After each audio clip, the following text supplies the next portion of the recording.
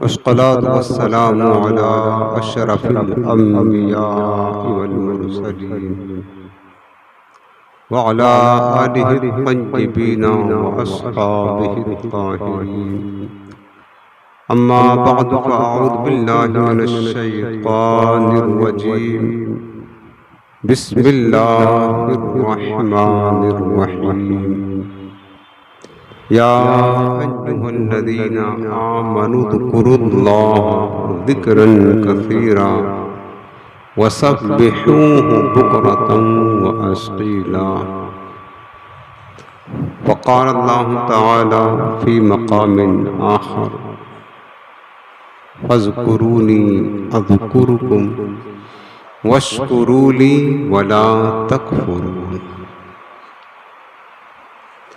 وقال رسول الله صلى الله عليه وسلم: اذكروا الله عند كل شجر وحجر.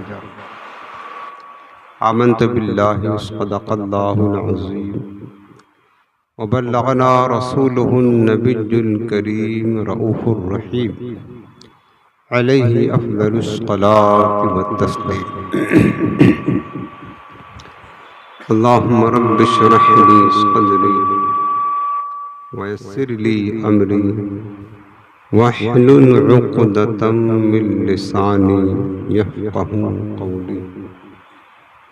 رسول رحمت، مالک جنت، شفیع امت، سراپا جود و سخاوت، باعث خیر و برکت، صلی اللہ تعالی علیہ وآلہ وسلم ارشاد فرماتے ہیں: بے شک اللہ تعالیٰ نے میرے قبر پر ایک فرشتہ کو مقرر فرمایا ہے، اور اللہ تعالیٰ نے اس کو تمام مخلوقات کی آواز سننے کی طاقت عطا فرمائی ہے۔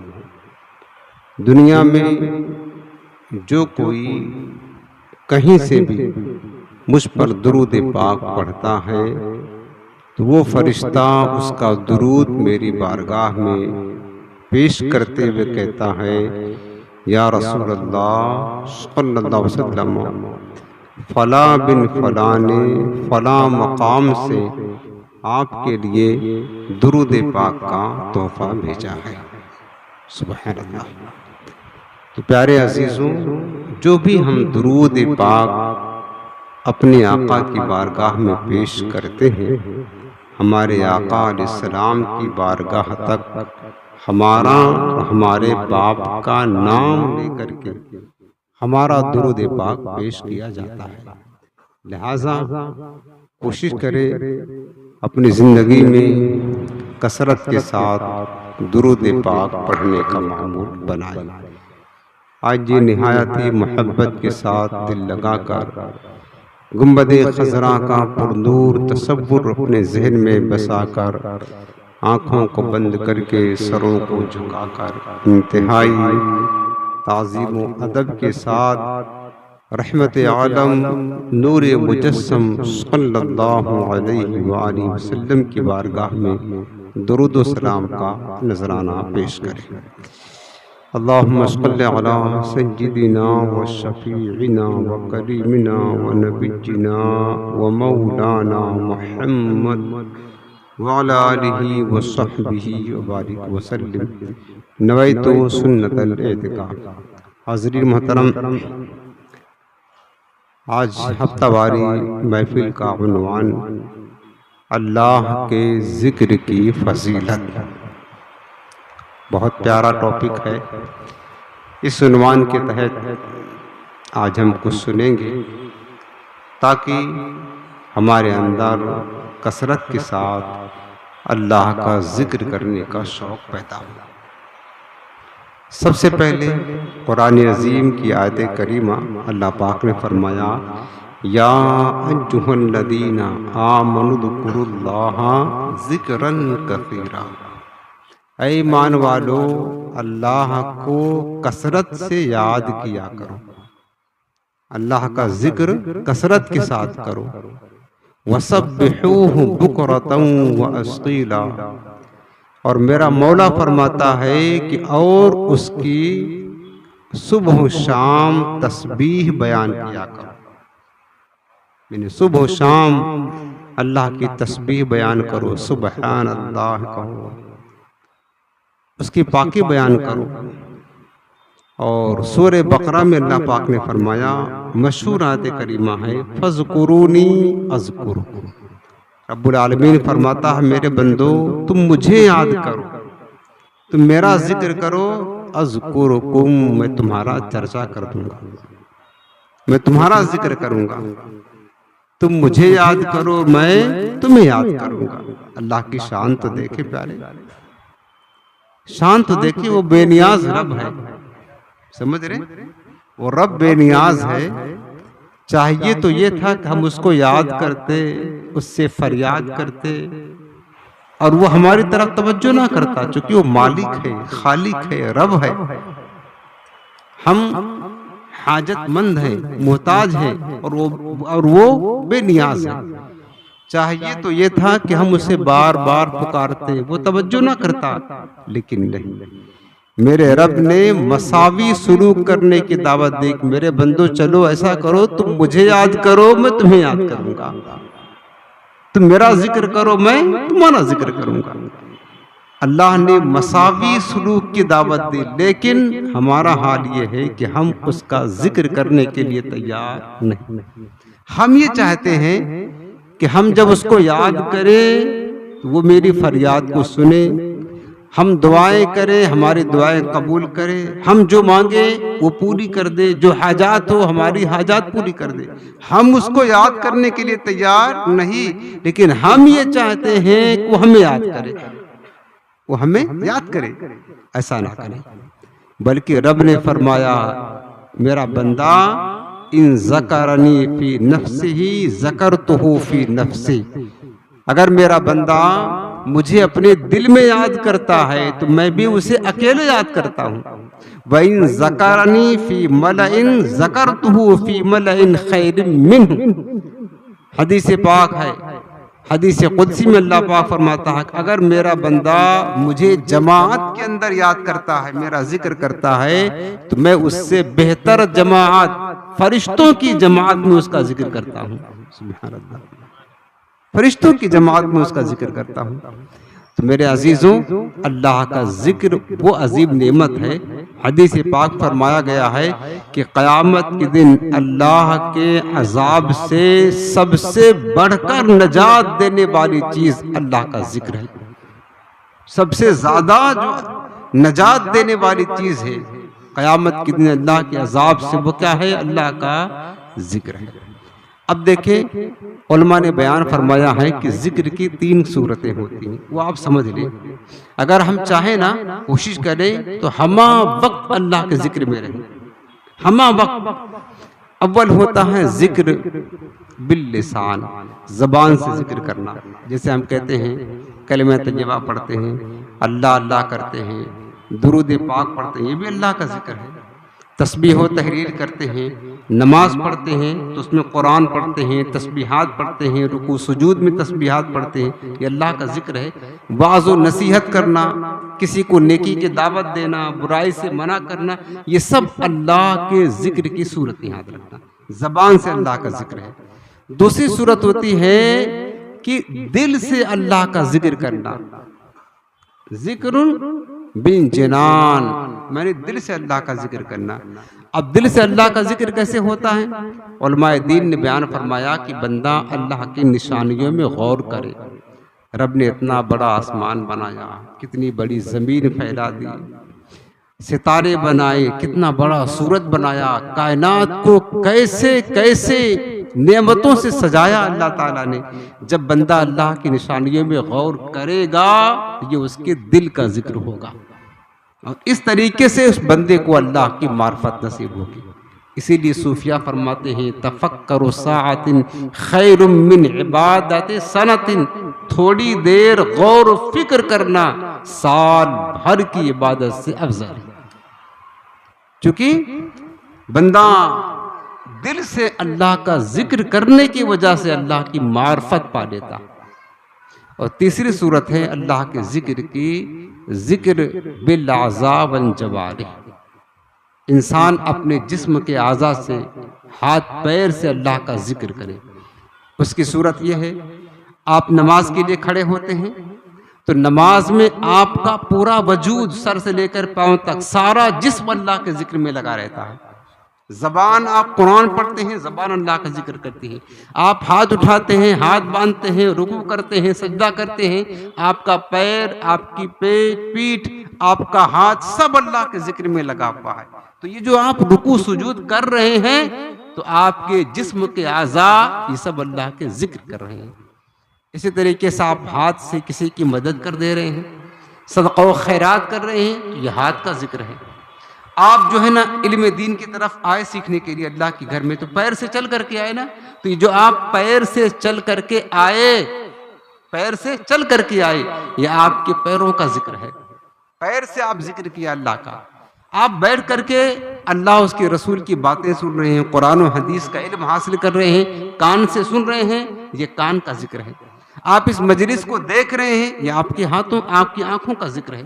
غرض کی یہ ہے انسان اپنے اعضاء سے اللہ کا ذکر کرے، مطلب یہ ہے انسان اپنے جسم کے اعضاء کو اللہ کی اطاعت میں، عبادت میں لگائے، تو یہ اعضاء انسانی اللہ کا ذکر کر رہا ہے۔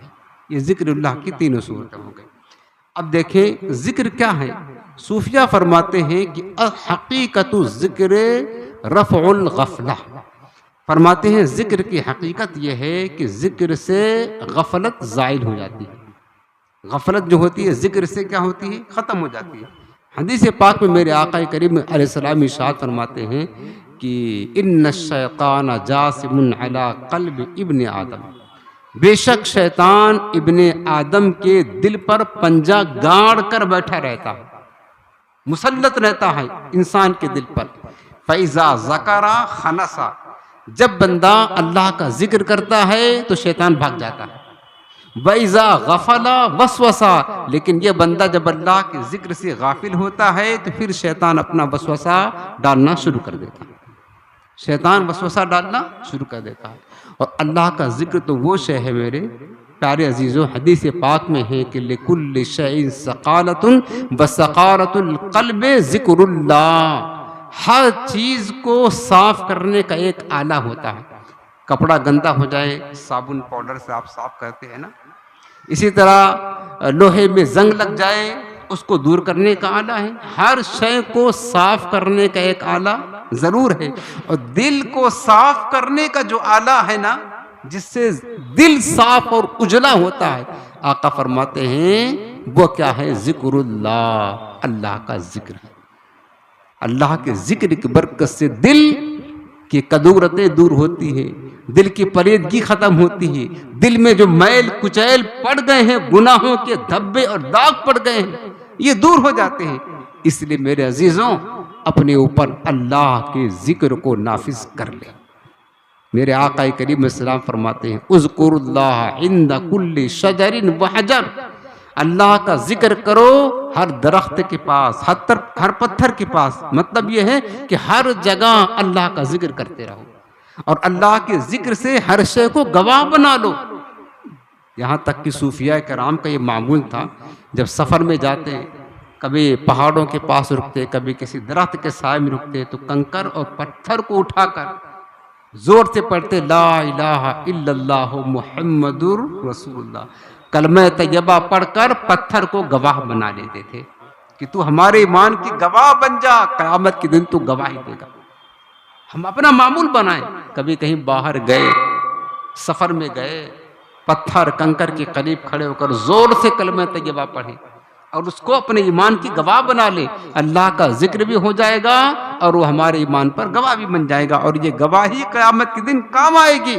یاد رکھنا، انسان جس روئے زمین پر عبادت کرتا ہے، نیک عمل کرتا ہے، سجدہ کرتا ہے، یہ زمین کا وہ ٹکڑا قیامت کے دن اس کے حق میں گواہی دے گا۔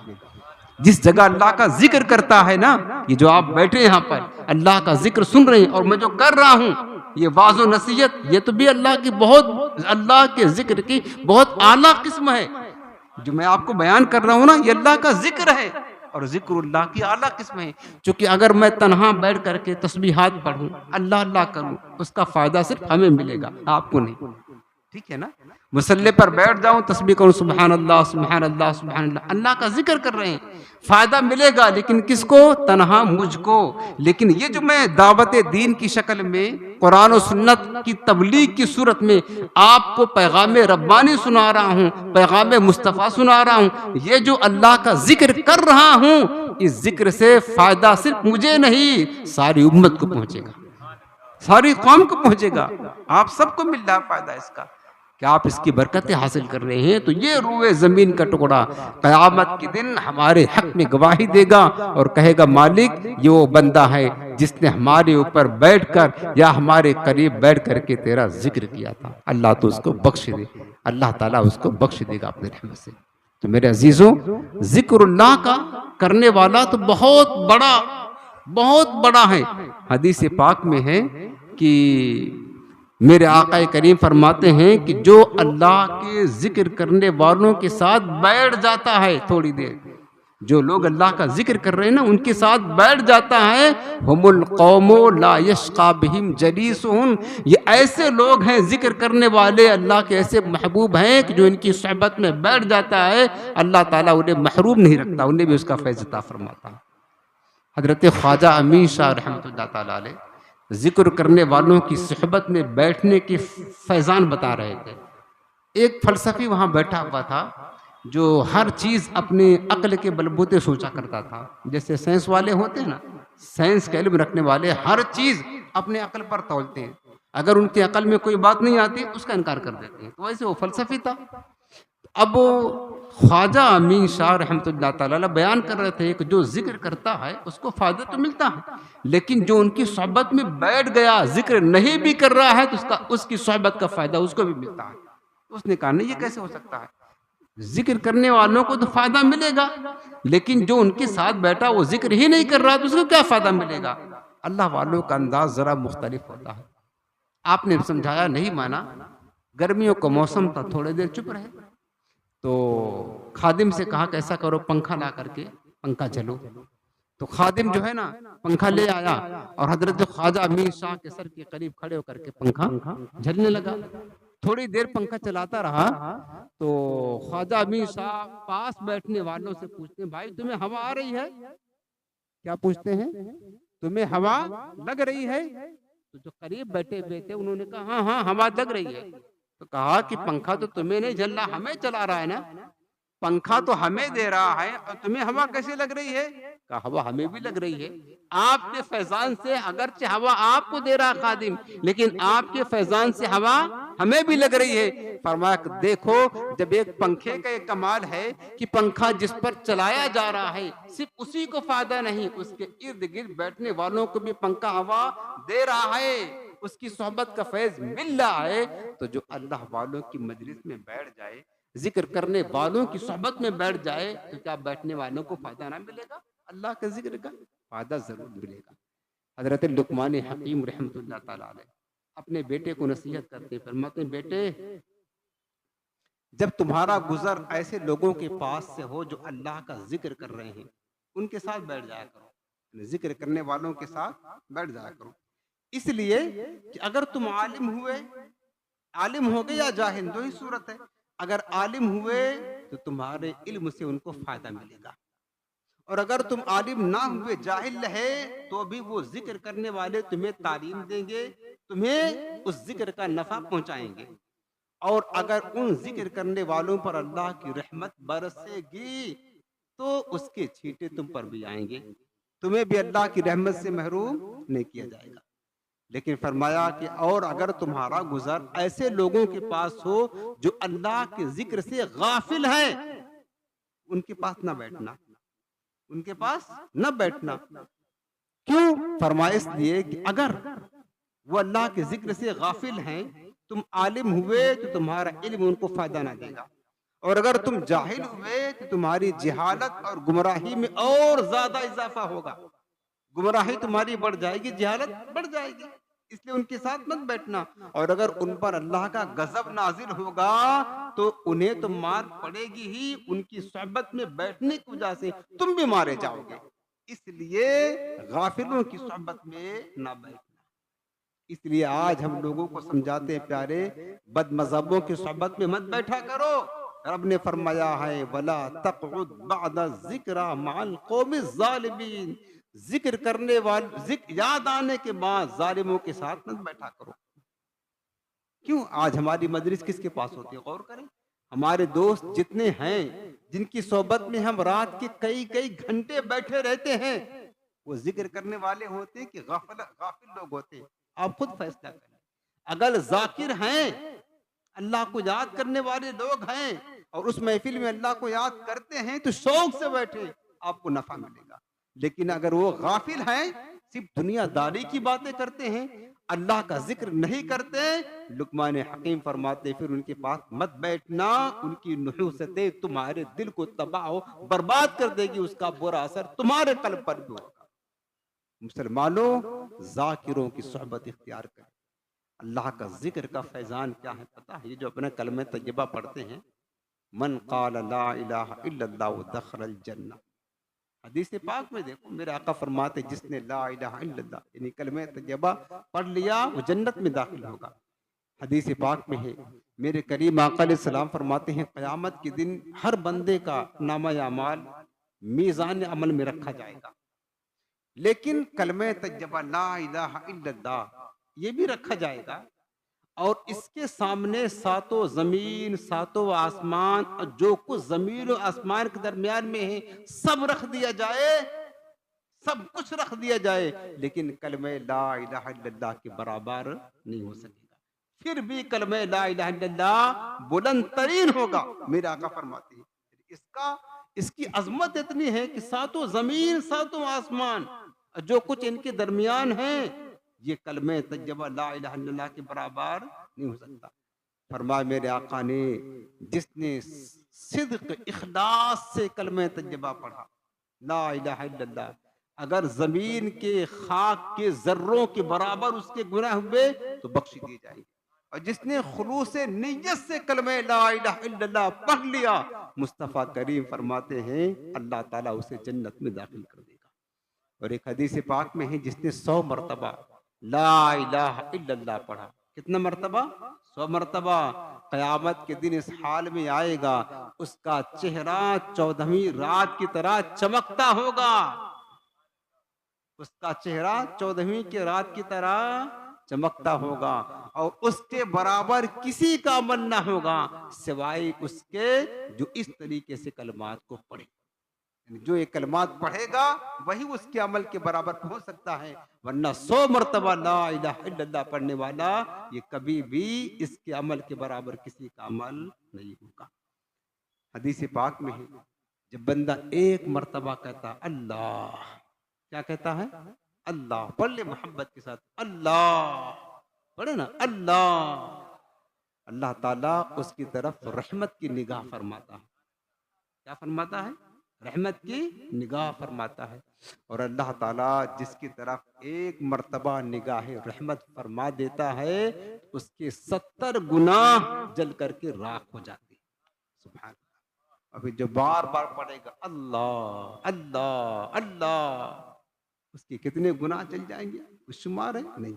اور ایک مرتبہ اللہ پڑھنے کی برکت سنو، تفسیر کبیر میں یہ روایت منقول ہے، قیامت کا دن ہوگا، قیامت کا دن ہوگا، ایک شخص کے بارے میں فیصلہ ہوگا کہ اس کا نامہ اعمال تولا جائے، وہ اپنے نامہ اعمال کو دیکھے گا تو اپنے نامہ اعمال میں کوئی نیکی نہیں پائے گا، ہر طرف گناہ ہی گناہ بھرے ہوں گے۔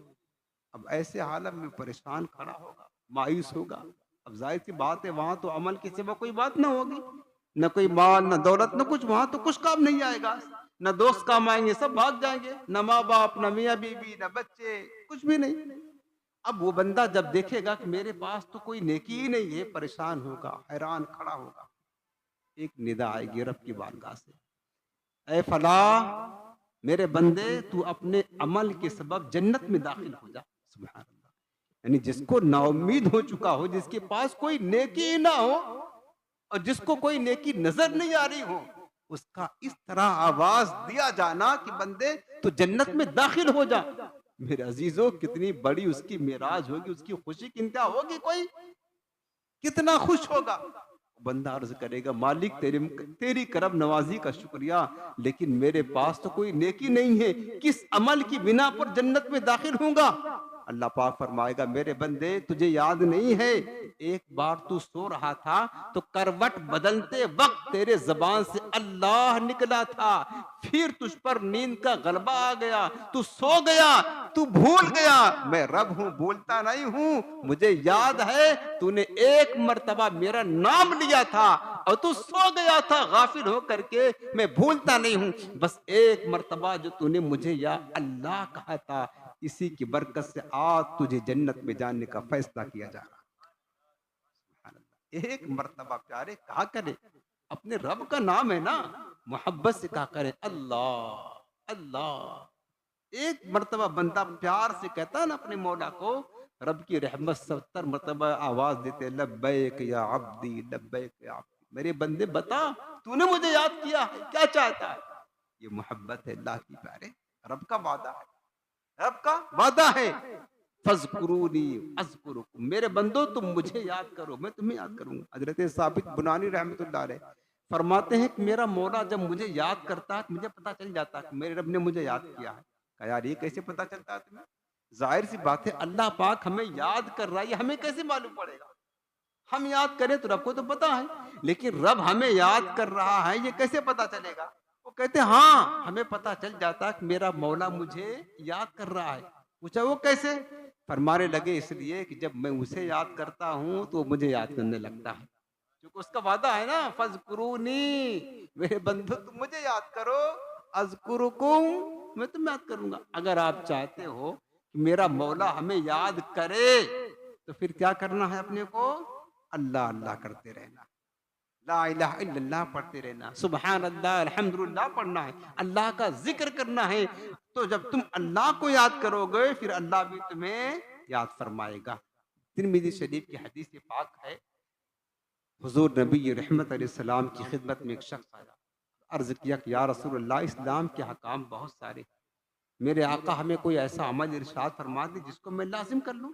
یعنی اس کا مطلب یہ ہے کہ فرائض تو ادا کرنا ہی ہے, باقی نوافل تو بہت ہیں, ہر عمل میں ہر طرح سے عمل نہیں کر سکتا میں, کوئی عمل ارشاد فرما دے میں اسی پر لازم پکڑ لوں اور تاکہ ہمیں کام آئے. اس نے سوال کیا, میرے آقا نے جواب کیا دیا, مصطفیٰ کریم نے فرمایا لا یزال لسانک رطبا من ذکر اللہ. اگر تمہیں ایک عمل چاہیے جو تمہارے لیے کافی ہو تو تمہیں چاہیے کہ تمہاری زبان ہر وقت اللہ کے ذکر سے تر رہے, ہر وقت اللہ کا ذکر کرتے رہے. ولا ذکر اللہ اکبر, اس لیے کہ اللہ کا ذکر یہ سب سے بڑا ہے. اور سنو اللہ کے ذکر کی فضیلت یہ ہے, حدیث پاک فرمایا گیا, میرے آقا کریم نے فرمایا کہ میرے صحابہ بتاؤ کیا میں تمہیں ایسا عمل نہ بتاؤں جو اللہ کے نزدیک سب سے پیارا ہو, تمہارے رب کے نزدیک سب سے افضل, سب سے پیارا, سب سے بہتر ہو, حتیٰ کہ تمہارے رب کے نزدیک تمہارے سونا چاندی خیرات کرنے سے بھی زیادہ ثواب اور افضل ہو. صحابہ نے کہا حضور کون سا عمل ہے؟ میرے آقا نے فرمایا وہ اللہ کا ذکر کرنا ہے. حدیث پاک میں ہے ایک بندہ ہے جو بہت مالدار ہے, جس کے پاس کثرت کے ساتھ مال و دولت ہے, اور وہ کثرت کے ساتھ اپنے مال و دولت کو خرچ کرتا اللہ کے راہ میں. اور دوسرا بندہ وہ ہے جس کے پاس مال نہیں ہے, صرف اللہ کا ذکر کرتا ہے. میرے آقا فرماتے مال و دولت خیرات کرنے والے سے زیادہ ثواب اس بندے کو اللہ دے گا جو اللہ کا ذکر میں لگا ہوا ہے. کیا سمجھے آپ؟ سمجھتے ہیں سیٹھ لوگ صرف یہ کامیاب ہیں, خیرات کرتے, ان سے بڑا مقام اور اللہ کے نزدیک مقرب وہ بندہ ہے جو مصلی پر بیٹھ کر اللہ اللہ کو کر رہا ہے, جو اللہ کو یاد کرتا ہے, تسبیح و تحلیل کرتا ہے, ذکر و اذکار کرتا ہے. حدیث پاک میں ہے رسول کریم السلام کی بارگاہ میں غریب صحابہ جو فقیر تھے وہ حاضر ہوئے اور کہنے لگے کہ یا رسول اللہ مالدار لوگ ہم سے عبادت میں بڑھ گئے, مالدار لوگ ہم سے عبادت میں بڑھ گئے. پوچھا وہ کیسے؟ انہوں نے کہا کہ یا رسول اللہ، چونکہ ہم جو عبادت کرتے ہیں، نماز پڑھے، تسبیح و تحلیل کرے، ذکر و اذکار کرتے، وہ بھی کرتے ہیں، وہ بھی کرتے، اس طرح وہ عبادت میں برابر ہو گئے۔ اب ان کے پاس مال ہے تو اپنے مال سے خیرات کرتے ہیں، صدقہ کرتے ہیں، اور چونکہ ہمارے پاس مال نہیں آتا تو ہم خیرات نہیں کر پاتے، صدقہ نہیں کر پاتے۔ اس طرح ہم غریب ہونے کی وجہ سے ان سے ثواب میں پیچھے رہ گئے اور عبادت میں ہم سے آگے بڑھ گئے۔ صحابہ کرام کو مال کی حرص نہیں تھی، نیکیوں پر سبقت لے جانے کی حرص تھی۔ اب میرے آقا نے کسی غریب کو مایوس نہیں کیا۔ میرے حضور نے فرمایا کہ میرے غلاموں، اگر تمہارے پاس مال نہیں ہے تو کیا ہوا، کوئی بات نہیں، تمہارے لیے ہر تسبیح صدقہ ہے۔ مالدار لوگ درہم خیرات کریں گے تو صدقہ کا ثواب ملے گا، تم ایک مرتبہ سبحان اللہ کہو، اللہ تمہیں صدقہ کرنے کا ثواب دے گا۔ ہر تکبیر صدقہ ہے، تم اللہ اکبر کہو، لا الہ الا اللہ کہو، الحمدللہ کہو، اللہ تمہیں صدقہ کرنے کا ثواب دے گا۔ امر بالمعروف کرنا صدقہ ہے، کسی کو نماز کا حکم دے دو، کسی کو اجتماع کی دعوت دے دو، کسی کو قرآن پڑھنے کی دعوت دے دو، کسی کو جھوٹ سے بچنے کی دعوت دے دو، نیکی کا حکم دینا، برائی سے منع کرنا، میرے آقا فرماتے یہ تمہارے لیے صدقہ ہے۔ یہاں تک کہ انسان اپنے اہل و عیال کے منہ میں جو لقمہ ڈالتا ہے، اللہ کے حبیب فرماتے ہیں اس پر بھی اللہ تعالیٰ اسے صدقہ کرنے کا ثواب عطا فرماتا ہے۔ سبحان اللہ۔ اب اگرچہ ہم غریب ہیں، مایوس نہ ہوں، مالدار لوگ مال خیرات کر کے صدقہ کرنے کا ثواب حاصل کر رہے ہیں، تو غریب لوگ اللہ کا ذکر کر کے صدقہ کرنے کا ثواب حاصل کر سکتے ہیں۔ تو میرے عزیزوں، یہ ثواب حاصل کیا کریں، اور اللہ تعالیٰ نے آخرت میں کیا کیا نعمتیں اپنے بندوں کے لیے تیار کر رکھی ہیں، غریبوں کے لیے۔ اور جو اللہ تعالیٰ کی حمد کرتے ہیں، اللہ کی تسبیح بیان کرتے ہیں، میرے آقا کریم فرماتے ہیں کہ اول من یدعا الی یوم القیامت الی الجنت الذین یحمدون اللہ فی البأساء والضراء۔ میرے آقا فرماتے ہیں کہ سب سے پہلے جنت کی طرف قیامت کے دن ان لوگوں کو بلایا جائے گا جو ہر حال میں اللہ کی حمد کیا کرتے تھے، یعنی ہر حال میں الحمدللہ پڑھا کرتے تھے، الحمدللہ پڑھا کرتے تھے، ہر حال میں اللہ کی حمد کیا کرتے تھے۔ آقا کریم فرماتے ہیں قیامت کے دن سب سے پہلے جنت کی طرف انہیں بلایا جائے گا۔ اللہ کی حمد کرنا یہ کیا ہے؟ صدقہ بھی ہے، اور اللہ کا کوئی بھی پریشانی ہے تو بھی کہ اللہ تیرا شکر ہے، جس حال میں تو رکھے ہم راضی ہیں، آسانی ہے تو بھی کہ مالک تیرا شکر ہے، ہر حال میں اللہ کی حمد کے الحمدللہ الحمدللہ ساری زندگی پڑھنے کا معمول بنا لیں۔ بلکہ ایک روایت میں ہے کہ جو تسبیحات ہیں نا، جس کو ہم کہتے ہیں تسبیح فاطمہ، اس کا ثواب کتنا ہے یہ حدیث میں سنانے جا رہا ہوں، اور میں آپ سے امید رکھتا ہوں کہ آسان ہے عمل، اس کو آپ اپنی زندگی میں نافذ کر لیں۔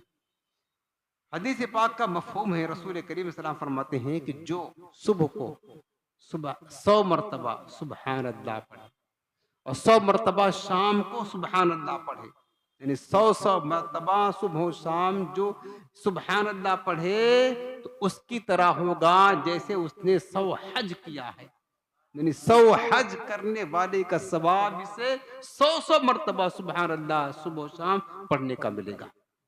یعنی جو صبح کو 100 مرتبہ، شام کو 100 مرتبہ کیا پڑھے؟ سبحان اللہ، ثواب کیا ملے گا؟ 100 حج کرنے کا ثواب ملے گا۔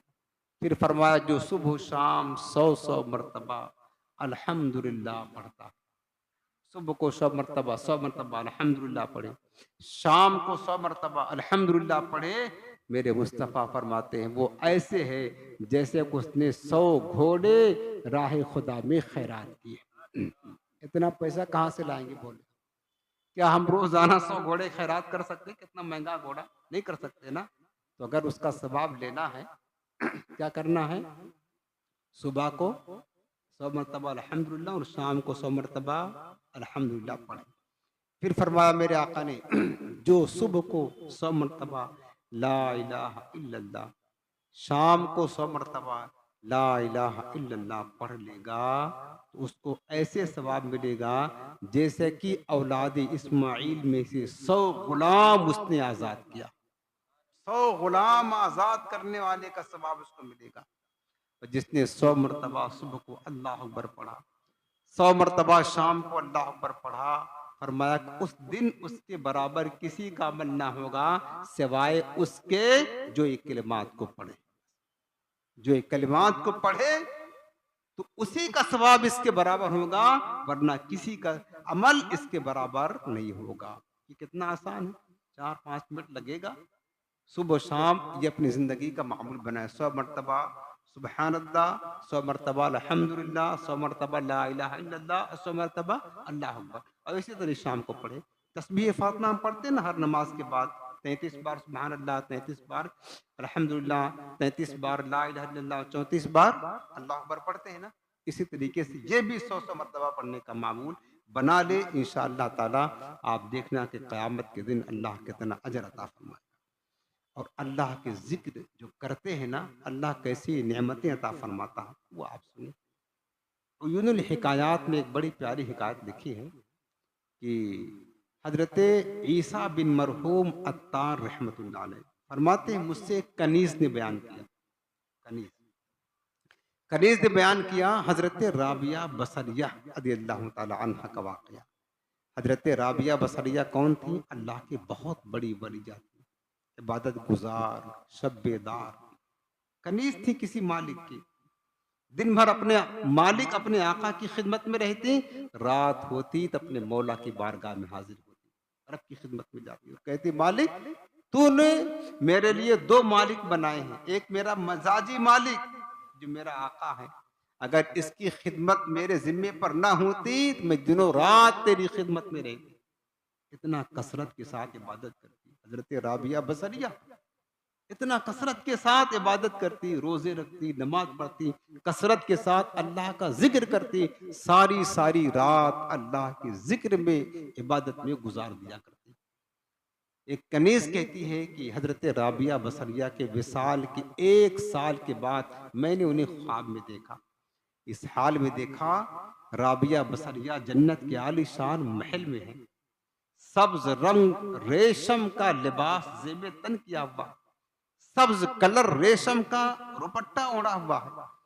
وہ کنیز کہتی ہے کہ میں نے پوچھا، رابعہ یہ تمہارا حال، کتنی نعمتیں اللہ نے تمہیں دی ہیں، تمہارا وہ لباس کیا ہوا جس میں ہم نے تمہیں کفن دیا تھا، وہ جبہ کہاں گیا؟ رابعہ کہنے لگی، وہ تو مجھ سے لے لیا گیا اور اس پہ مہر لگا کر اعلیٰ علیین میں رکھ دیا گیا قیامت کے دن، تاکہ اس جبے کا ثواب اللہ تعالی ہمیں عطا فرمائے، اس کا بدلہ عطا فرمائے ثواب کی صورت میں۔ اور کہنے لگی، پھر پوچھا کنیز نے کہ رابعہ یہ نعمت اللہ نے اور کیا کیا تمہیں دیا؟ کنیز کہتی ہے، خدا کی قسم اتنا حسین لباس تھا، کبھی بھی ہم نے اس طرح کا لباس نہیں دیکھا۔ رابعہ کہنے لگی، کنیز ابھی تو اللہ نے اپنے نیک بندوں کے لیے وہ نعمتیں تیار کر رکھی ہیں جو بیان سے باہر ہیں، اور جو تو نے میرے اوپر نعمت دیکھی ہے تو ایک جھلک ہے، ایک جھلک دیکھی ہے تو نے۔ اس کنیز نے کہا، رابعہ بصریہ اب مجھے کوئی عمل بتائیں تاکہ میں بھی اللہ کا قرب حاصل کر سکوں، اللہ کی رضا مجھے بھی نصیب ہو جائے، عمل بتائیں۔ رابعہ بصریہ نے کیا عمل بتایا؟ کہا، فرمایا کنیز اگر تو اللہ کا قرب چاہتی ہے، اس طرح نعمتیں حاصل کرنا چاہتی ہے، تو تجھے چاہیے کہ کثرت کے ساتھ اللہ کا ذکر کیا کر، ہر وقت اللہ کا ذکر اپنے اوپر لازم کر لے، کچھ بعید نہیں، جب تو کثرت کے ساتھ اللہ کا ذکر کرے گی اللہ تعالیٰ تجھے بھی اس طرح کی نعمتیں عطا فرمائے گا۔ میرے عزیزوں، یہ اللہ کے ذکر کی اہمیت ہے، ہم آسانی کے ساتھ کر سکتے ہیں، بس تھوڑا اپنی زبان پر کنٹرول کریں۔ غفلت کرتے ہیں ہم دوستوں کے ساتھ بیٹھ کر، گھر والوں کے ساتھ بیٹھ کر، اور موبائل نے تو آپ کو پتا بیڑا غرق کر دیا ہمارا، موبائل نے ہمارا بیڑا سمندر کے بیچ میں ڈبو دیا، نکل ہی نہیں رہا ہے، غرق کر کے رکھ دیا ہے۔ اگر ہم اس سے کچھ آزادی چاہتے ہیں، اور اگر ہمارے اندر شوق پیدا ہو جائے نا، شوق کہ نہیں اللہ کا ذکر کرنا ہے، تو آپ گھر جا رہے ہیں اللہ کا ذکر کرتے جائیں، درود پاک پڑھتے جائیں، سبحان اللہ وحمدہ پڑھتے جائیں، الحمدللہ پڑھتے جائیں، آپ اللہ کا ذکر کرتے جائیں۔ کاروبار پہ جا رہے ہیں، زبان آپ چلاتے رہیں نا، زبان اللہ کے ذکر میں ہلاتے رہیں، پیارے جو بندہ اللہ کا ذکر کرتا رہتا ہے اللہ اس کو نعمتیں عطا فرماتا ہے، اور جو اللہ کے ذکر سے غافل ہوتا ہے اس کا انجام کیا پتا ہے؟ حضرت جنید بغدادی رحمت اللہ تعالی علیہ، آپ نے ایک پرندہ کو پنجرے میں اپنے گھر میں بند کیا ہوا تھا، پالا ہوا تھا ایک پرندہ، تو کچھ دن تک اس کو پنجرے میں رکھا اور کچھ عرصے کے بعد اس کو چھوڑ دیا۔ کسی نے آپ سے سوال کیا، جنید تم نے جو پرندہ پنجرے کے اندر بند کیا ہوا تھا وہ پرندہ آپ نے چھوڑ کیوں دیا؟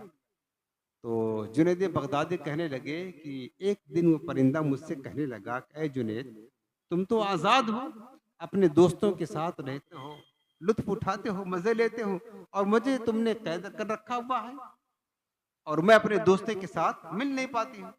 وہ چڑیا کہنے لگی کہ میں اپنے دوستوں کے ساتھ مل نہیں پاتی۔